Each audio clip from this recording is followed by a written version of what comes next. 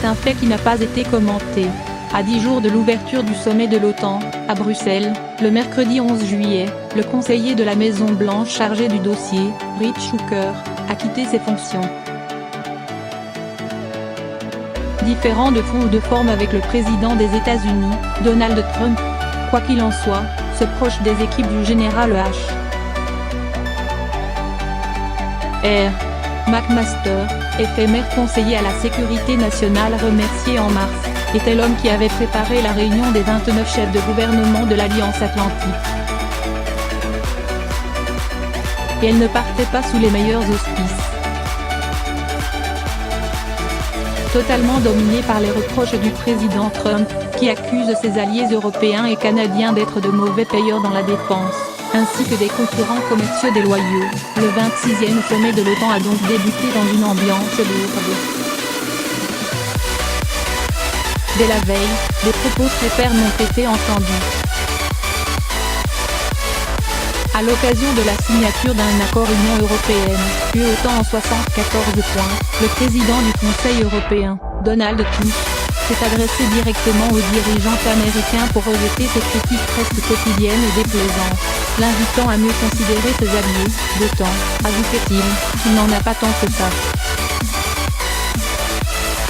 Monsieur Tusk a rappelé la solidarité collective qui a joué avec les États-Unis après le 11 septembre 2001.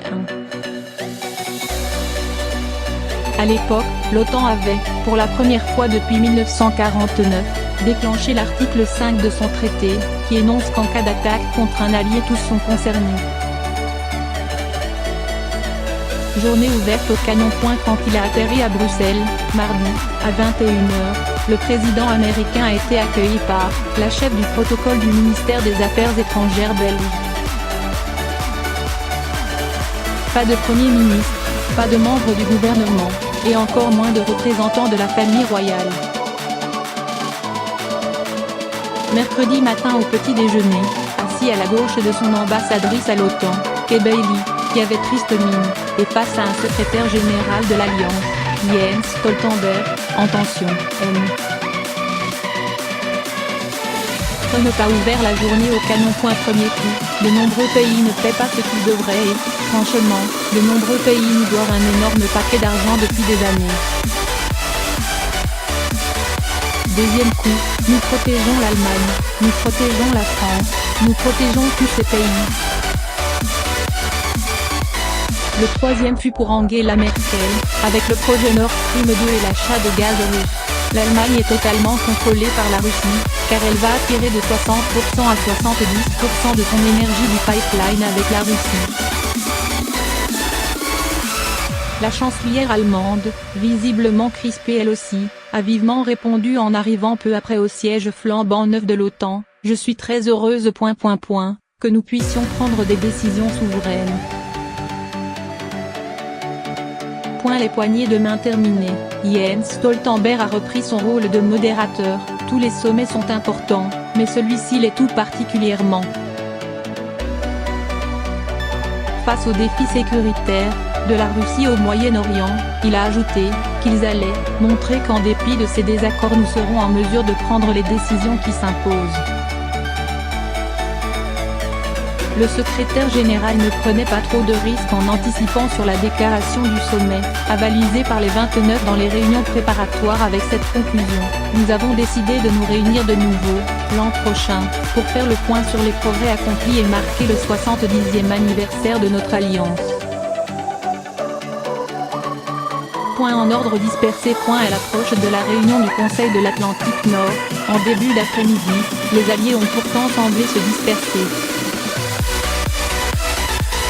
Le Premier ministre canadien, Justin Trudeau, a évité la proximité avec Donald Trump, qu'il avait sévèrement critiqué à l'issue du G7, début juin se contentant de proposer de prendre la tête de la future mission de formation de l'OTAN en Irak. Pour sa première apparition, l'Italien Giuseppe Conte, fidèle à l'esprit de son gouvernement populiste, tentait d'ouvrir un nouveau front.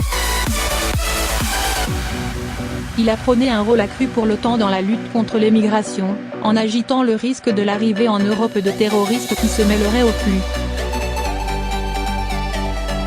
Dans une réunion parallèle, le ministre de la Défense turc, Hulusi Akar, critiqué pour avoir acheté des systèmes russes S-400 de défense aérienne, a eu des mots avec son homologue allemande. Quand nous avons eu besoin d'en acquérir, aucun Européen ne nous en a proposé, il fallait bien que nous nous défendions. Tandis que Donald Trump tweetait « Je pense à nos agriculteurs ».